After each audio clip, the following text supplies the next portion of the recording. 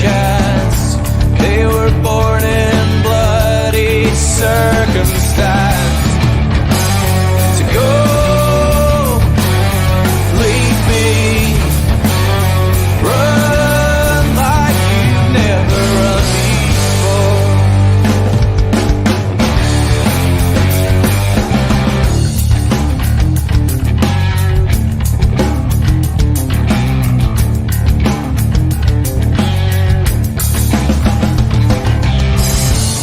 A voice from the underground, given room to breathe, not be drowned.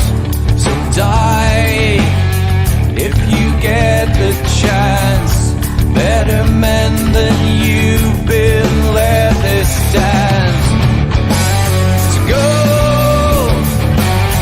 leave me, run like you've never run before.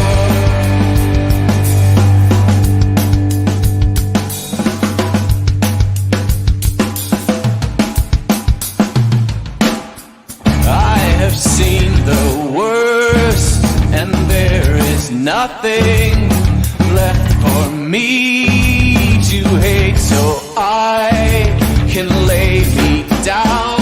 My brothers on the ground, I bled today until Coyote comes to raise me up and carries me away. To go, leave me, run like you never did. No, believe me, run like you never run before.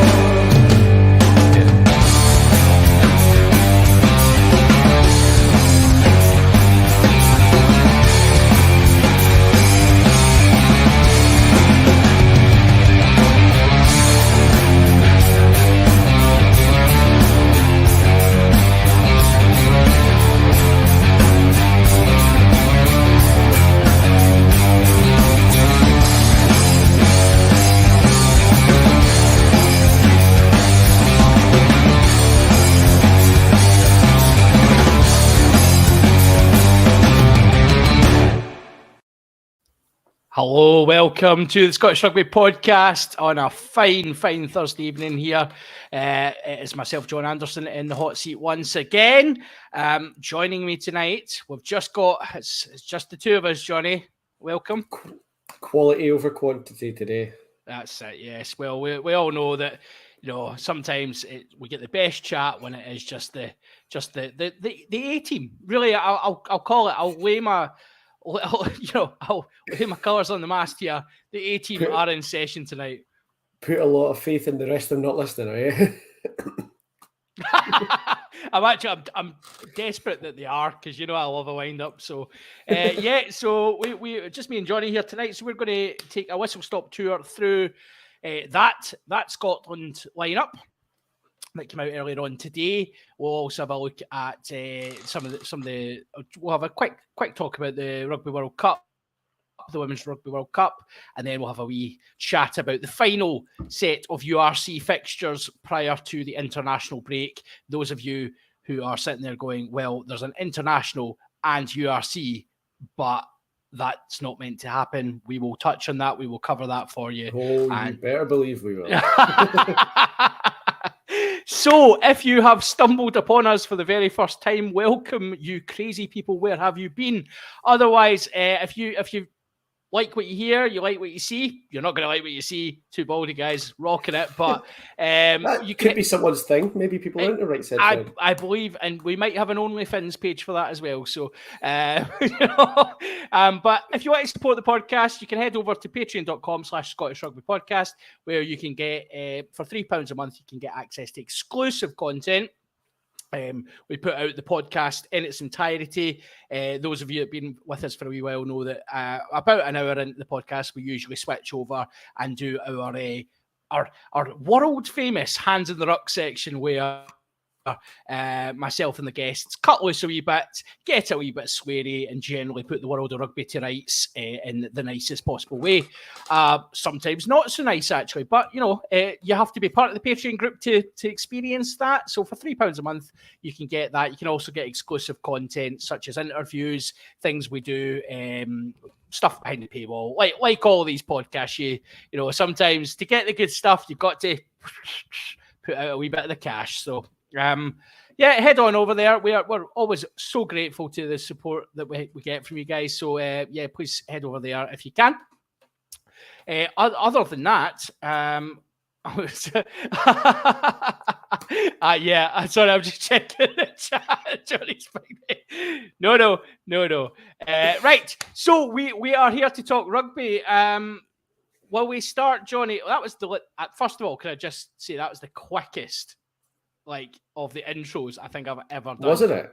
We're on to rugby in 6 minutes. I can think of a few podcasts that need to take a wee bit of a lesson from that. Yeah, exactly. Not naming any names, blood and mud. 10 seconds in and John's camera's already freezing. I apologise in advance if that happens. I have a young child eating bandwidth for breakfast through there at the moment, so there's perhaps there should be enough bandwidth for all going round, but who knows? Maybe we're being censored. Who knows? But right, let's talk rugby, Johnny.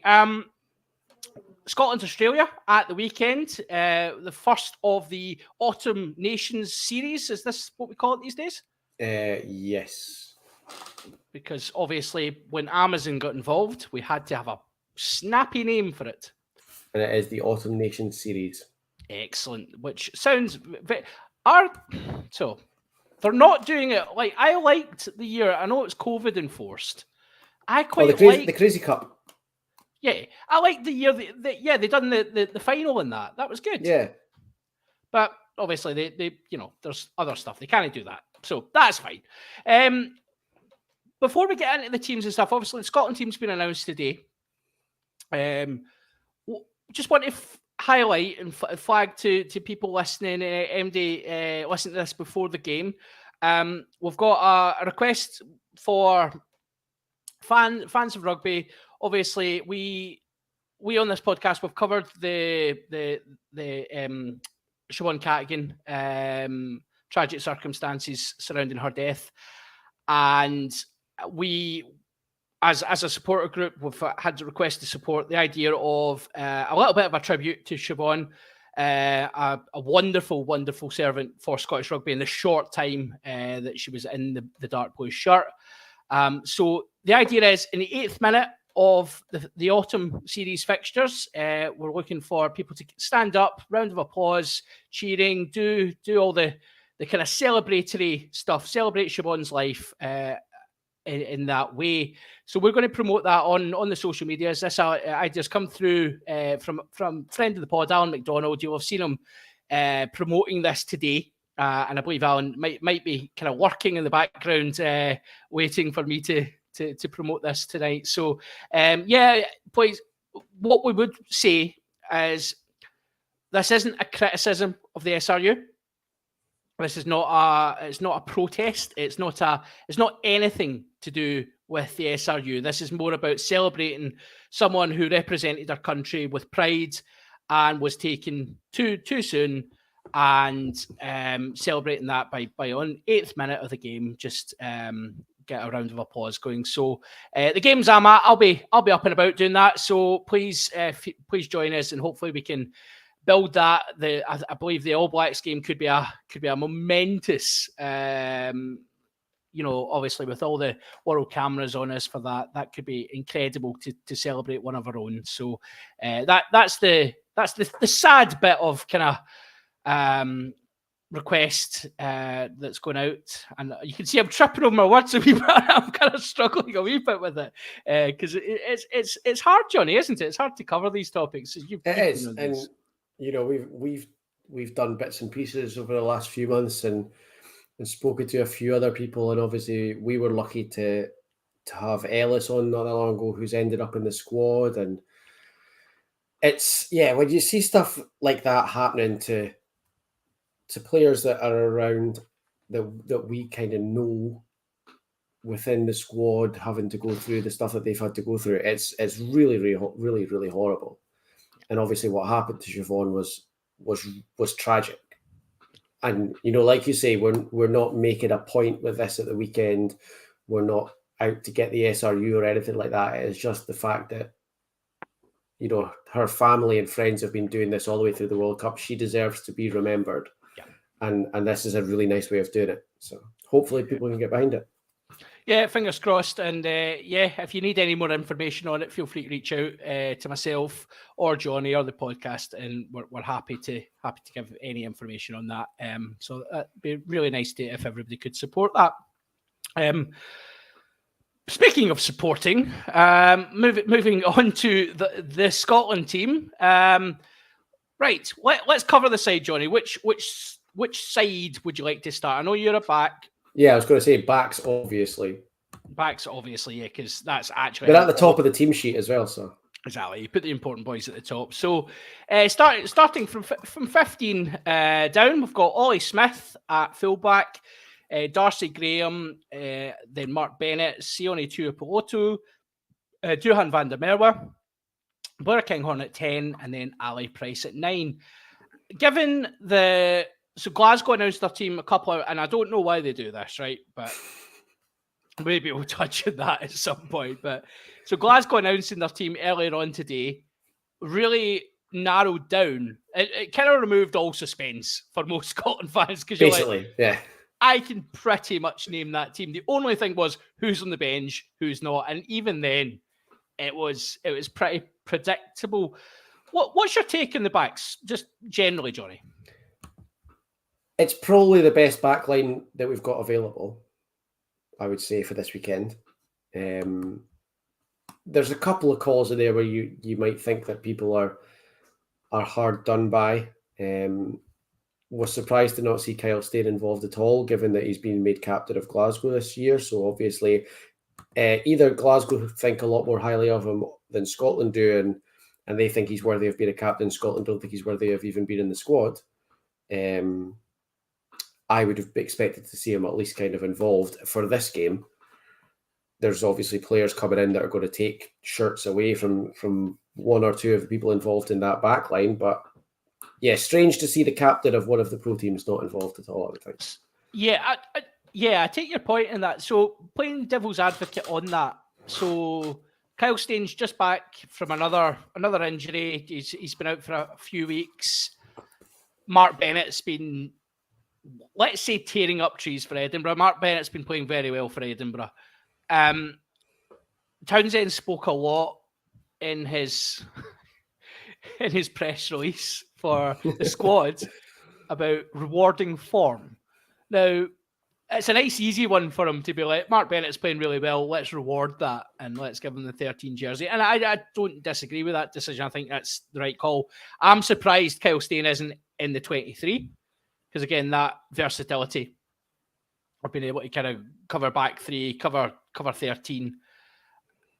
We start to look a little bit, any injuries in the backs, we start to look a little bit sparse because we've got George Horn, Ross Thompson, and Damien Hoyland on the bench. Yeah, which was a bit of a surprise. Yeah.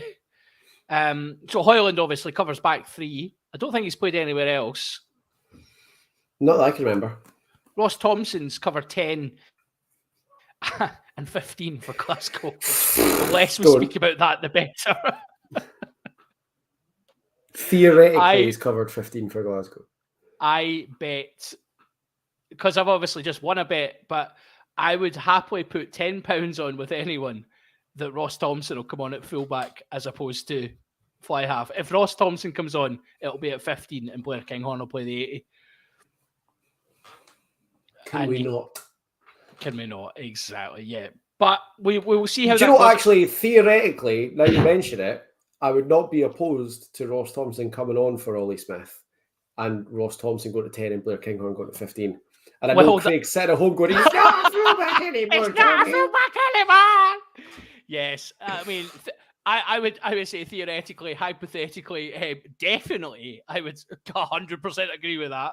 That would be, and it would be interesting to see how the team develops if that happened. That was some of the best attacking rugby we played in the Argentina tests. Yeah, the second half when he was at Thompson fullback. at 10 and Kinghorn at 15. Yeah. But we are where we are, and that's we've got the Kinghorn experiment is still, and I'm going to keep calling it that because I know it winds people up. Blair is at 10, and he, I think we're going to. That is the decision we're going to concentrate on because it doesn't matter. Like I think in Scotland, and I've seen a lot of the coverage from certain fans on this, and we've had the Britney Spears-esque leave Blair alone camp. We've had all sorts of things, and I think it's really important to note that every country in the world does this when it comes to their playmaker. Like there's literal documentaries on it, like the Irish 10 shirt, the rivalry between O'Gara and Sexton. There's literal documentaries on it because of how important it is.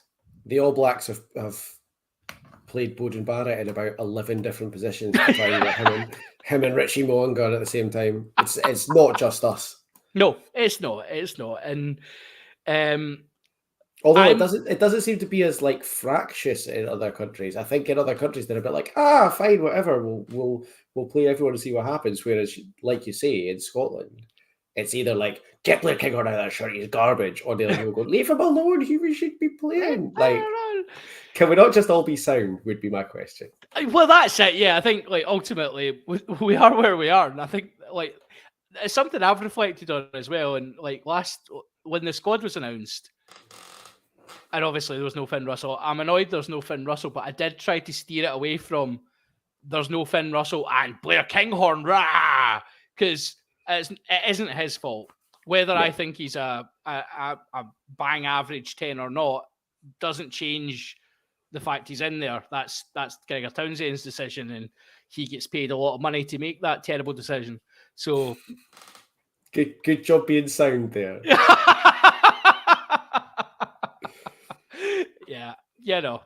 What I will say is that with the situation that everybody's in, the rugby they've played recently, what their form's like, which as we all know is the most important thing. The most important thing in the world. That's the best backline we could come up with, and Blair Kinghorn at 10 is the best option we have got this weekend.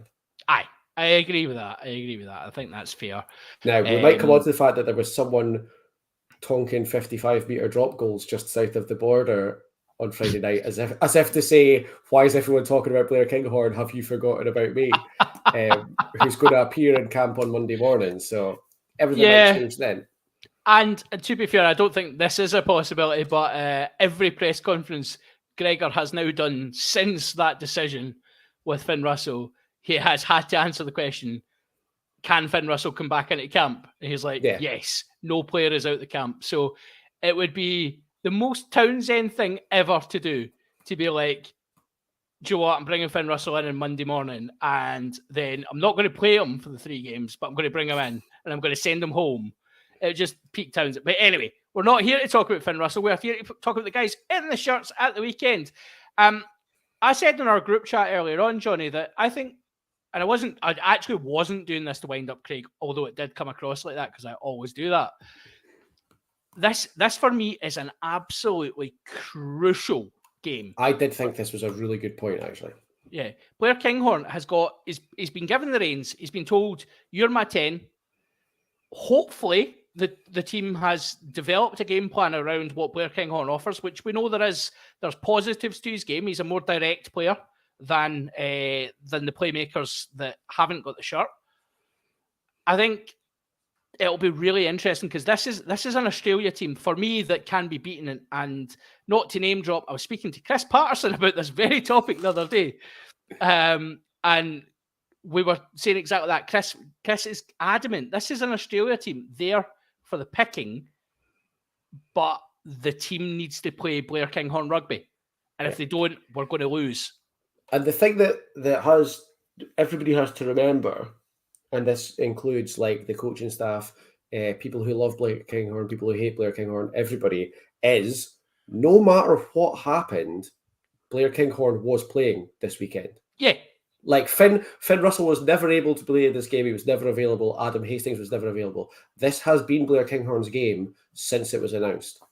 That's absolutely right. Yeah, because for those of you not aware, if there's a few who's joining us and you're coming to rugby and wondering why we're talking about an international, but we're saying Hastings is not available, Russell's not available. This game is outside the international window, meaning there is no obligation, despite the fact like teams like Bath don't have a game this weekend. There is no obligation for English clubs to release players to the Scotland camp. So hence why Cameron Redpath will not be playing this weekend. He'll also not be playing for Bath because they're not playing. But he is in camp and he is training. But so I agree with you. I think, people do need to realise, like it or loathe it, the Kinghorn experiment is here for at least the next year. We're going to a World Cup. Blair Kinghorn's going to the World Cup as a second choice 10, possibly a first choice 10, which if that happens, there'll be different conversations happening because Autumn Internationals is slightly different to going to a World Cup, having had 4 years to build a squad for it, and then a year out from it, you go, do you know what? Here's the keys to the Porsche, mate. On you go. You are in charge now. Ridiculous.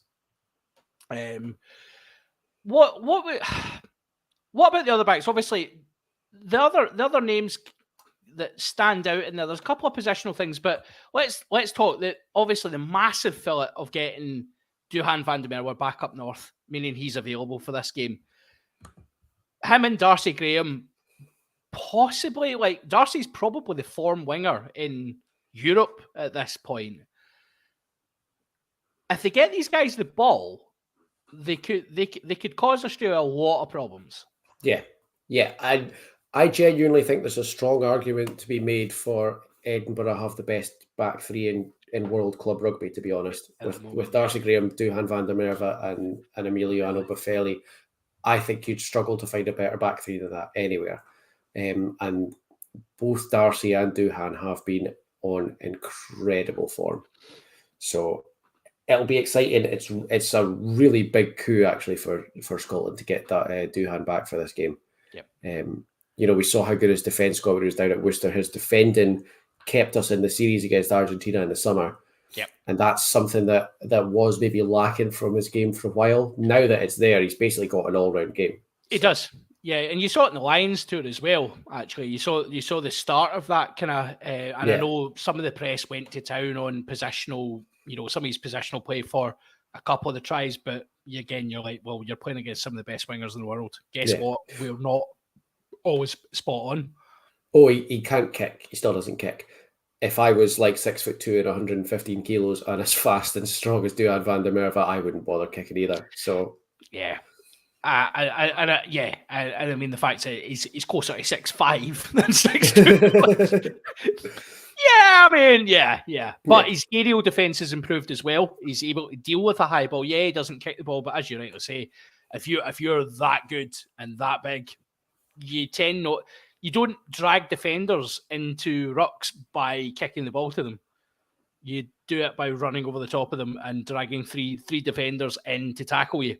So he knows what he's doing. So Scotland have got plenty of kickers, and it's a lot easier for one of them to kick once there's 2 or 3 defenders out of position in the back line. So let them run into them. Let's touch on one of those kickers, actually, who has become a bit of a surprise package for his kicking game this year, but is rightly been maybe rewarded for home form as opposed to away form. So Tuipulotu at 12, I know lots of people don't think it's his best position, but I think for Glasgow this year, I think he's shown. The coaching team last year said Tuipulotu has got one of the best tactical kicking games they've seen. He just doesn't do it much because he's such a good runner with the ball. This year, we're starting to see it more, and it's almost like Franco Smith's bringing it out a wee bit in him.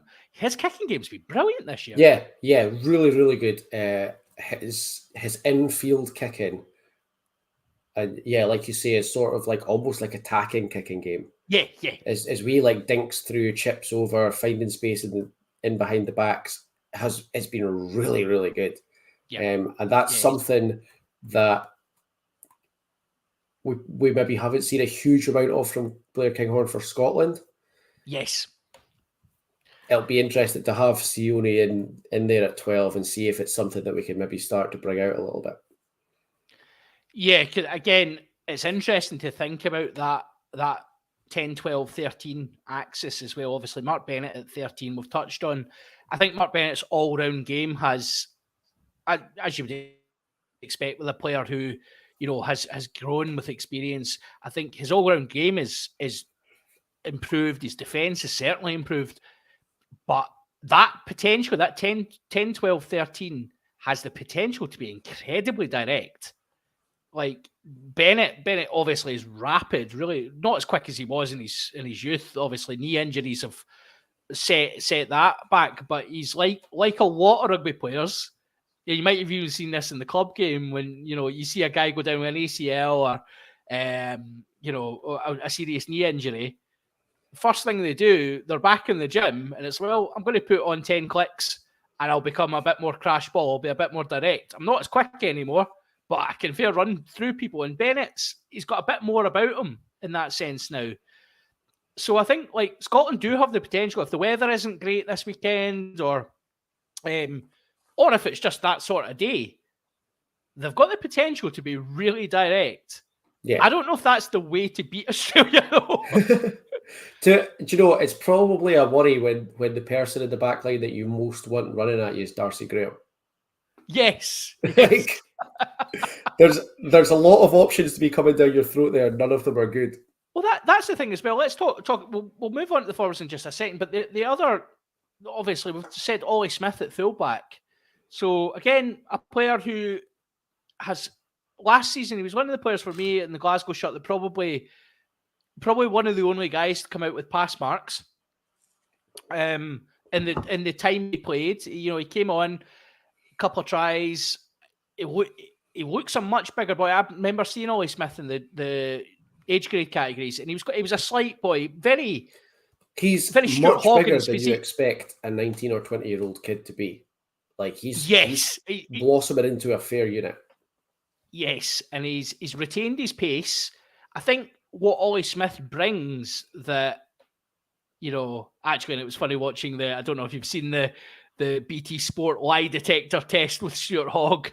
That was quite amusing, but we'll maybe touch on that in Hands on Up. But Stuart was talking about, under a high ball, he was actually, one of the things was, under a high ball, are you concentrating on the high ball or do you get distracted? And he was like, no, I definitely get distracted because it's like the most horrible thing in the world to actually have to go up for a high ball. And I'm like, well, isn't that your job? Anyway. I concentrate on the ball because if I'm not 100% concentrated on it, I will drop it every single time. I'm just not as good as Stuart Hogg. Well, doesn't Stuart Hogg have a reputation for not being great under the high ball, though? Perhaps we're finding out what the issue is here. He's dreaming about his chicken korma he's having after the game. So, but Ollie Smith's high ball game is brilliant. He is really, really secure under the high ball. And I think this is where Bernard Foley is obviously, he's going to be there or thereabouts for Australia. He kicks a lot of ball. How Smith deals with that at 15, I think the first couple of balls that come up, they're going to be high. There's going to be some pretty chunky back rows coming down Ollie Smith's channel. And I think if he can handle that first couple, then I think Smith could be on for a great game. And also has a massive kicking game to boot as well. So I'm trying to remember. I forgot who they've got playing fullback. It's because I know Foley's 10. Yeah, I've got it here. No, I don't. They don't have the Australia team in this article. That's ridiculous. I saw it this morning. Yeah, I know. They've got, so again, the news that kind of come out, I mean, it's a good Australia team that they've put out, actually. Certainly in the backs as well. There's a lot of exciting backs in there. Not that I think, like a Dave Rennie side, you would always expect them to play exciting rugby, but I don't think I don't think Australia. Tom Banks is playing fullback. It's Tom Banks, yeah. So again, he's a very, very talented rugby player. He'll do well there. That's an interesting shout from Harley himself. Given how fragile their backs were in the Rugby Championship, running through Australia might not be a bad shout. Do you know what? Did they go through every single game in the Rugby Championship with an injury in the warm-up? I think they might have not far off it. Injury in the warm-up, and then at least 2 concussions each game, or at least serious injuries. So, maybe that's the tactics. Maybe that's what we're going for. So, who knows? Obviously, we touched on the backs and the bench as well. George Horn, let's again say, rewarded for his form this season, and it's nothing to do with not having another goal kicker available. Ross Thompson is there, who is a pretty decent goal kicker, and Damien Hoyland.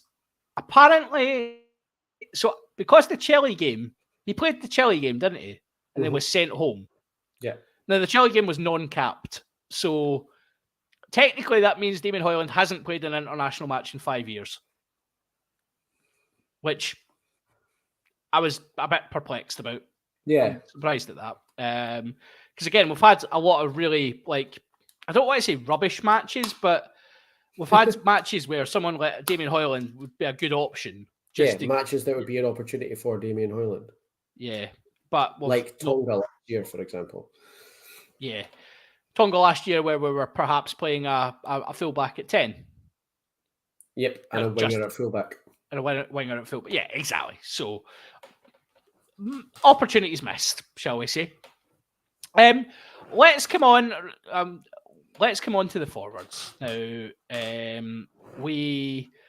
there's maybe a couple of surprises in here, but we'll go through the forwards in true style. We'll go 1 to 8. An audible gasp from the housewives of the Central Belt when the team came out. Exactly. Yes. They were. I mean, we're doing our best to do impressions of them, but obviously it's like if you ordered Dave Cherry off a Wish, this is what you get. So we have Craig's favourite Pierre Schumann in the 1 shirt. Housewives' favourite Dave Cherry in 2, Fight Club favourite Xander Fagerson at 3, and I'm running out of things to go with now. So Sam Skinner and Grant Gilchrist, the Edinburgh duo, make up the second row. Jamie Ritchie installed as captain. He will play at 6. And then you've got Hamish Watson and Matt Fagerson completing that back row.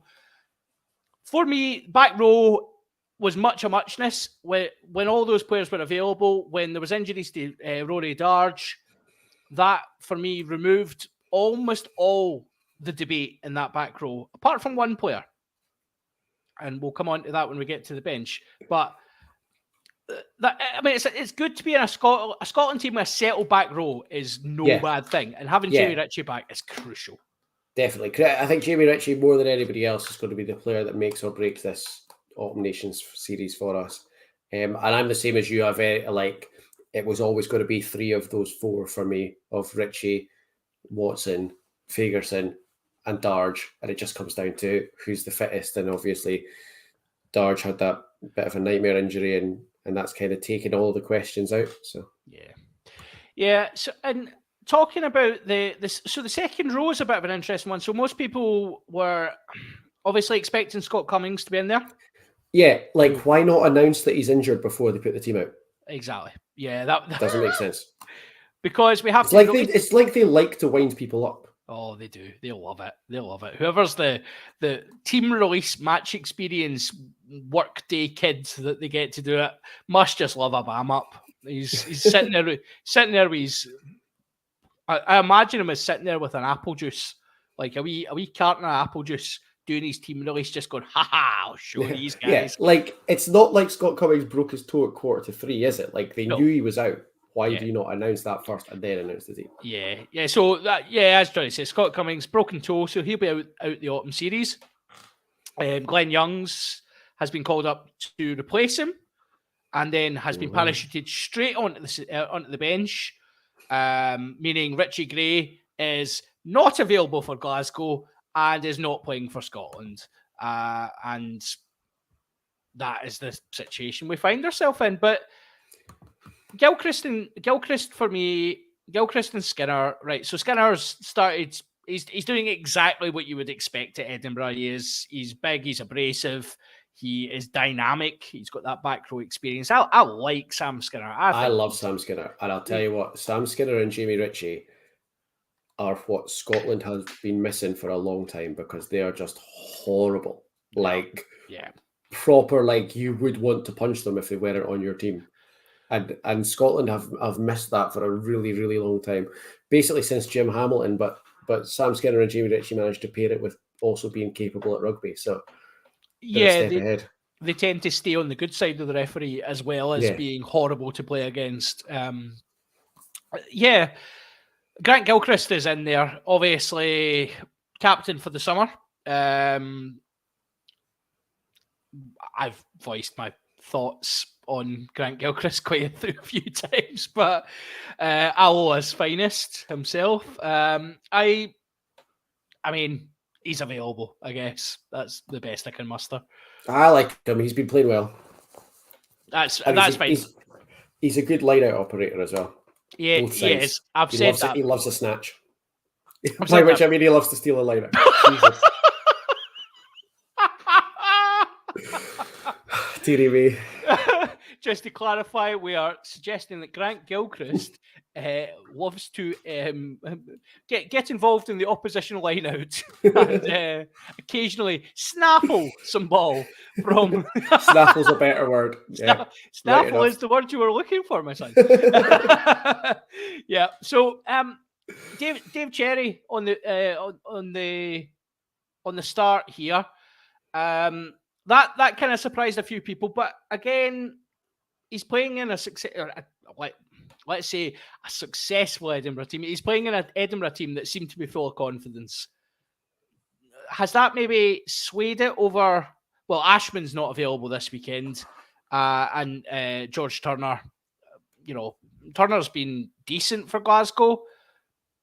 Again, he's a fairly consistent player. Yeah, I just think, I guess for me, probably what's with George Turner, the Glasgow line-out has been a shambles this season.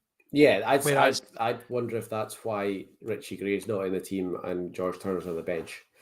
And I also wonder if getting a decent crack on Saturday is Dave Cherry's chance to get on the bench, because at the moment, the two I'd be taking into the tests once they're all available would be Turner and Ashman.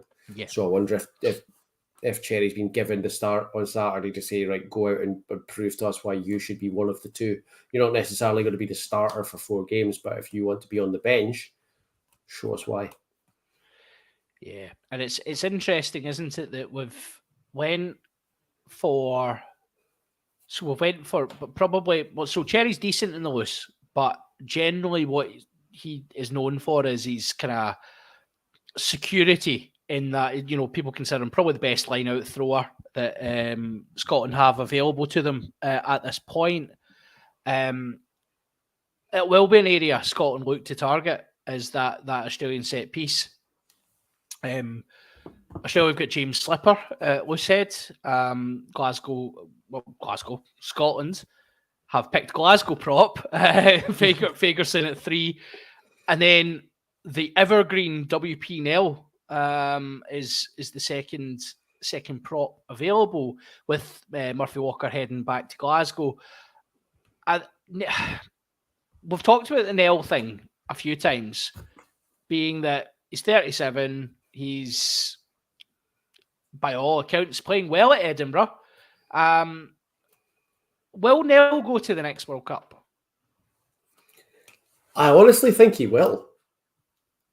Like, barring something exceptional happening with one of the other tight ends in the country, I think he will. Like, nobody, despite most of them being like 10 years younger than him, nobody has shown a reason that they should be going instead of him.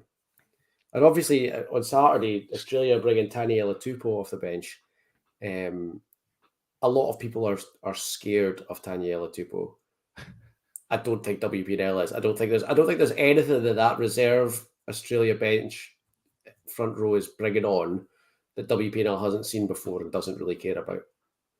Yeah, and that's what you want in a prop like that, is just like to endlessly not be phased. Yeah, just go. That's fine. Yeah, especially if they get. the game breaks down a wee bit. There's a few set pieces, and you know what you get with Nil. That's the thing. You know what you get. It's consistent. It's set piece orientated. Yes, he can carry. We've seen that, but with Nel, what you get is a world class scrummager who, as you rightly say, has been there, seen it, done it, got barbecue ribs down the t-shirt. He's fine. He's all good. So the other reserves. So we've got George Turner on the bench, as we suggested. Jamie Batty, who again has had a decent start to the season at Glasgow, not world class or anything. W.P. Nell. And then second row, as we'd said, Glenn Young has kind of come in. Again, seems to be rewarded for some sort of form. He's had a decent start to the season. Probably deserves to be in there. Probably deserved to be in the squad first time round, actually, as well. But you know, let's rectify our mistakes, Gregor. We've set the precedent. Now you know what to do next week. Yeah, just now deal with the proper one. Yeah, just fix it. You've taunted us with this one. Just fix it. And then coming on to the main one. Let's spend a wee bit of time here. So Jack Dempsey, as was announced, has declared for Scotland and has been named on the bench against the country of his birth, the country he represented 14 times. I think so, yeah. Around about 14 times. So Dempsey's going to be the first player for Scotland to do under the new regulations, where if you're stood down for 3 years, you can, if you qualify for another country, not through residency, it must be said, if you qualify for another country by birthright, you know, grandparent, parental, etc., you can declare for that other country. We've seen quite a lot of the Pacific Island teams have had this happen. We saw it last autumn, where Tonga started naming a World 11, World 15, of All Blacks or former All Blacks. Scotland are picking Dempsey. Dempsey has qualified for us, and it's, for me, you know my views on this. It's a no-brainer. I like a guy of that quality. He was in a back row with Michael Hooper, who he'll be playing against at the weekend potentially. You know, David Pocock. These are big names. He was picked in that. He's a very good player, and he gives Scotland something we haven't had for a long time at 8. Yeah, and you know, in the same way that I said that Skinner and Richie bring a bit of niggle and a bit of horribleness, so does Jack Dempsey, but Jack Dempsey brings it by just running over people. Yeah, like he is tough. And that's something that, you know, like you rightly say, we haven't had for quite a long time in Scotland. Matt Ferguson's he's not bad at it. No, he's not. There's a reason why he's still starting, because he does a lot of it as well. But yeah, when you bring Jack Dempsey on, you know what you're getting, and that is a really hard time for the fringes of the other teams. So. Yeah, and I know a lot of people have.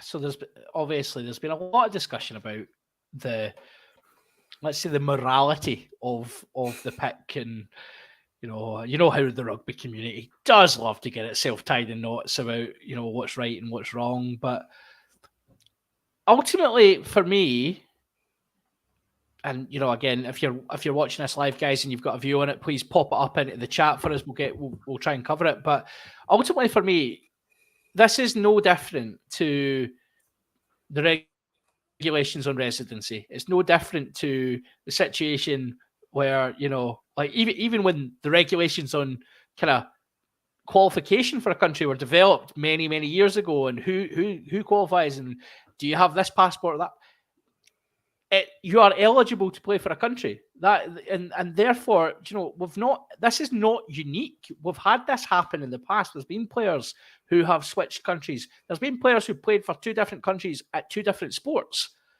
This is not a unique situation, and I think it's a really good decision by World Rugby to allow this, because I think it then precludes wealthy countries from setting, and obviously we're not talking about, well, Australia are not exactly the most wealthy rugby nation in the world, but you know, in global terms, they're a big country, and we're not talking about that in this situation. But ultimately, it allows people to come back when they maybe don't make it. And I think I'm all for that. Like, you get that in the club game, and I don't think it's in rugby's best interest to be getting players like Jack Dempsey, guys like Fekatoa, guys, guys who've played at the highest level, but because of selection policies or because of just the way things have worked out, they can't play international rugby. We want to see these guys playing international rugby. And if they are eligible, it's a global community these days. We all, so many people have dual qualification or dual citizenship or the ability through their parents or grandparents to play or represent other countries. I think it's incredible that we get this opportunity to see what is a really, really good player, and Jack Dempsey represents Scotland. So, I mean, I'm really excited about it, obviously. And I really enjoyed my tenner that I got off Ian for it as well, which was to be fair to him, he did pay up just to, obviously there was some dubiety as to whether he would pay up. But no, fair play to him. That money was resting in my PayPal in no time. Yeah, I mean, I would say that going from Australia to Scotland is probably not what they had in mind when World Rugby changed that rule. Yes. But that's the rule. So I don't think any of these people who are complaining about it outside of Scotland, obviously, would turn that opportunity down if it came to them. Yeah. Do you know, like, if it turned out that Bowden Barrett had an Irish mum and for whatever reason hadn't played for 3 years for the All Blacks, I doubt that the Irish rugby community would be going, "Oh, I'm not sure how the morality of this looks, lads." I think they'd be saying, "Bowden, how do you feel about Green?" Yeah. Like, it just so happens that it's come to us first. I don't think anybody else would act any differently, to be honest, given the opportunity that we've been given. Because, like you rightly say, Jack Dempsey's a phenomenal player, and he qualifies because his dad's Scottish. He is half Scottish. He's done his 3 years and not played for Australia. He's got a Scottish parent. He's got the opportunity to get back into international rugby. Of course, he's going to play. Of course, he is. Yeah, and I think the point you make there about other countries, it is a bit frustrating because the way the narrative works out, it always seems to be that Scotland get the flack for these situations where it's like, the kilted Kiwis all those years ago, and then the jock box, as they were known for a wee while, and we tend to get the flack for this when we're not the only country doing this. Like, let's be clear, Ireland. Yeah. I've got. Ireland made a huge deal about. Yeah, they made a huge deal about beating the All Blacks in summer. They had 3 New Zealanders in their team in their starting 15 and an Australian. Exactly. So let's, again, I think it's back to the point you made earlier on. Could we all just be a bit decent about this and not do the whole, you've got this many people? If, back to what I've said previously, Jack Dempsey takes the field on Saturday, he's Scottish. He's qualified for Scotland. He's committed to Scotland. Therefore, he is Scottish. And I will continue to challenge everyone who then goes about that, the aging Australian route or, any of that. And I know Craig does that flippantly. He does it a laugh, but he's, there's other people out there that will refer to him as Australian Jack Dempsey. And from Saturday onwards, he is not Australian. He is Scottish. So, can I just say, by the way, I really need to quickly jump back because I can't let the opportunity pass me by without saying, as well as 3 New Zealanders and an Australian, Ireland obviously had the through and through, definitely South African Josh van der Fleer playing for them as well. Johannesburg's finest Josh van der Fleer. Yeah. Johannesburg's finest Dubliner. Yeah. Well, this is it. I know. Don't tell them. This is it. The thing is, like, you have to play the rules that are in front of you. And let's be honest, Ireland have been very good at playing the rules in front of them for many, many years. And I'm sure I'm sure that with the change of broadcaster for the URC that's upcoming, that will lead us nicely into the URC stuff that we'll touch on very quickly. With the change of broadcaster, perhaps, who knows, maybe we will be able to see replays in Ireland finally that cover what we actually need to see. Wow, TMOs everywhere. I'll be thrilled. Just for those who don't know, Premier Sports has been bought by Viaplay. Which is it was originally a UK company, but is mainly based in Scandinavia. They have bought the rights. They will be transferring over as of 1st of November. So this will be your last weekend of Premier Sports, people. Enjoy it. There's still no mention of what will happen with subscriptions. The cost of a subscription may go up because you will also be treated to some wonderful Nordic crime drama, which I am all in for. I'm quite excited about that because I do love a Nordic crime drama. But yeah, so URC, we will probably cover this more in Hands of the Ruck, Johnny. But URC is back this weekend. Final match before the international break. Glasgow have got Benetton at home, which you know my views on Benetton. I'd keep them to yourself before this weekend if I was you. Would be my prediction for the weekend. I'm intrigued to see how what is a relatively balanced Glasgow side goes. We will see. Yeah, I mean it's a big game for Glasgow. They've not been beaten at home in quite some time, so that record needs to continue. And then on Sunday, we've got Edinburgh, who are down at Cardiff Blues, to see if the Edinburgh Juggernaut can continue its inevitable march towards the top four. I'm hoping that you've frozen, Johnny, and that you've not just pulled a face at me. I think it's a bit of both. For a start, I think they're only called Cardiff Blues every second or third month. Are they not maybe Cardiff Rugby at the moment? I'm sure they'll be Cardiff Blues again by the time okay, no, you're absolutely right. On this website, they are indeed Cardiff Rugby, so they are not the Cardiff Blues. The Cardiff Blues, or the Cardiff Rugby Blues, or Blues Rugby of Cardiff. I don't know. Blues. They've got a different name every week. The rugby of the blues variety in the Cardiff region.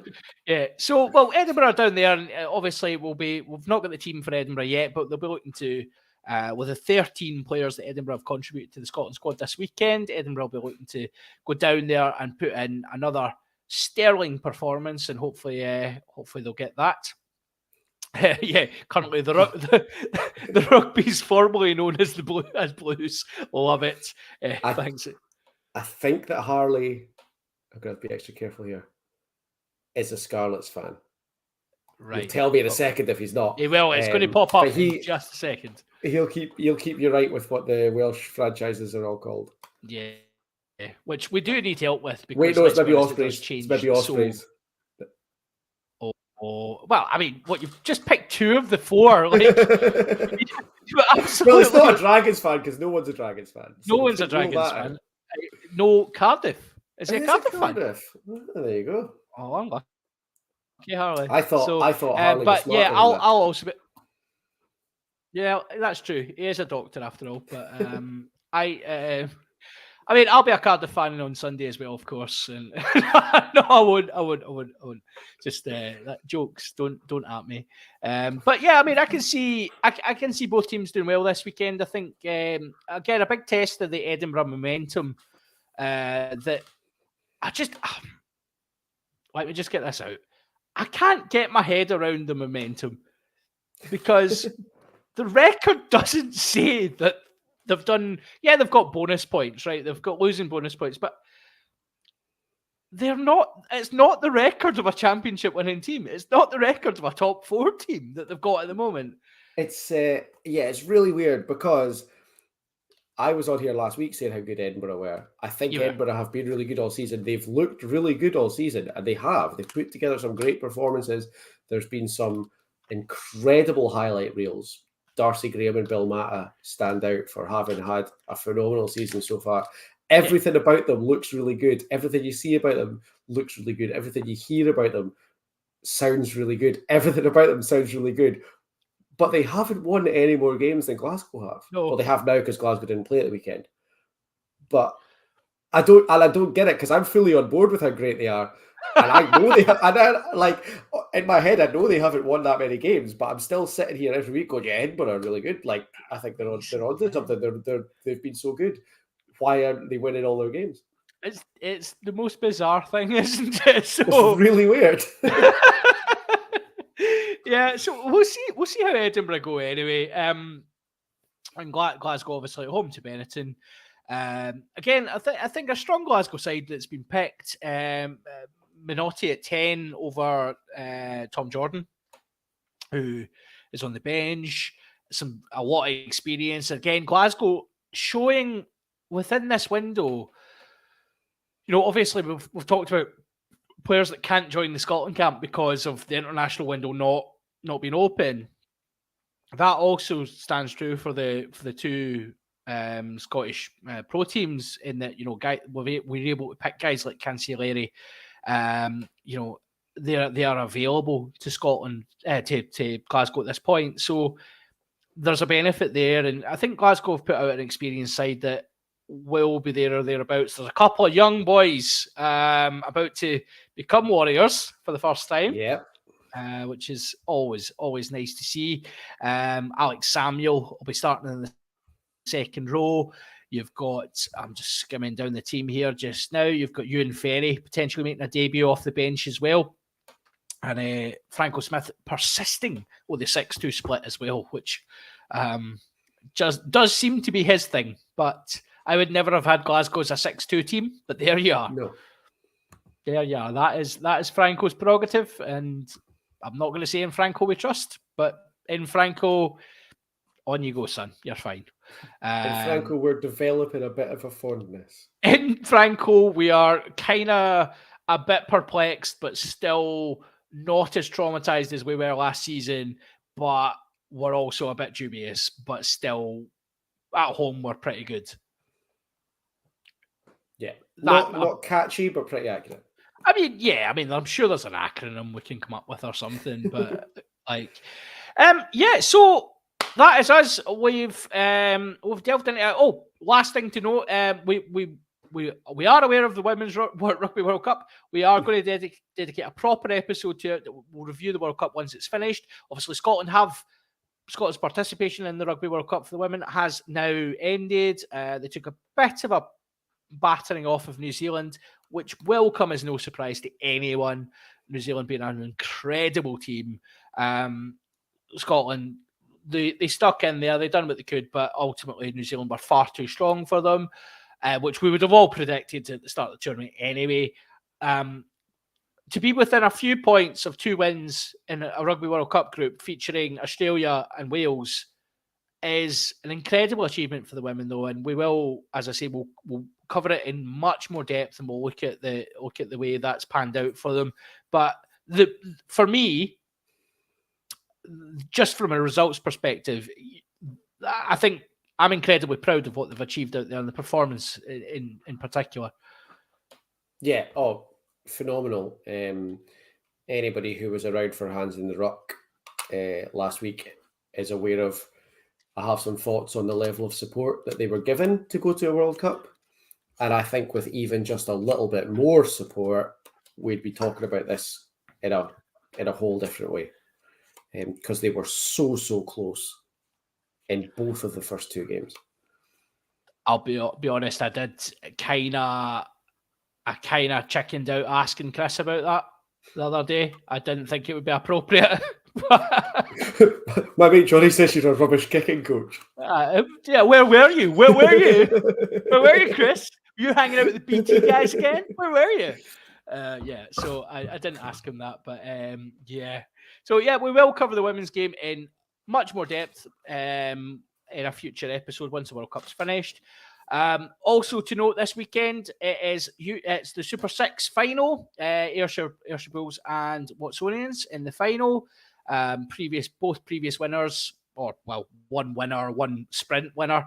Got potential to be a cracking game of rugby. So if you look for any information on that, get yourself onto the Tinterweb, and there's obviously tickets available, able to go along and see that. You'll see some amazing potential future stars of Scottish rugby.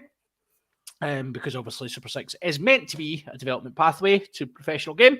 But I think it's going to be a cracking game. The predictions that we've had, our resident Super 6 expert, Mr. Ian Hay, who can't be with us tonight. I'm surprised he hasn't jumped out like, Candyman now I've mentioned him, but Ian can't be with us tonight. But he has said Ayr will probably sneak it, in his opinion.